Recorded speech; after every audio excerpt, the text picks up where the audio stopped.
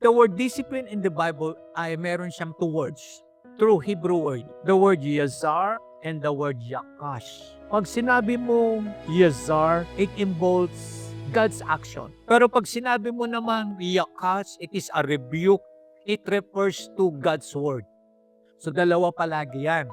Merong salita ka mapapakinggan, pero it requires you, yung napapakinggan mong salita ay you put it into action. And there is correction, hindi pwedeng pinakinggan mo lang. Dapat, pinakinggan mo siya, and at the same time, you put into action yung sinabi sa iyo. Yan po yung God's discipline in the Bible. Meaning, kapag nagbibigay ang Lord ng yazar, there is a disciplinary action that has to be taken. Pag ang Lord naman ang nagbibigay ng yakas sa iyo, there are corrective words that is being given to you, and both words and action goes together. It's either to warn you about the consequences and to keep you on track.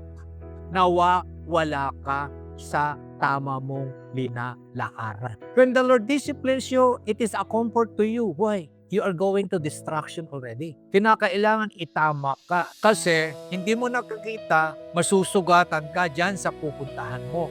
Kaya ka ina-align uli ng Lord para tumama ka. Magkaroon ka ng tamang paglakad.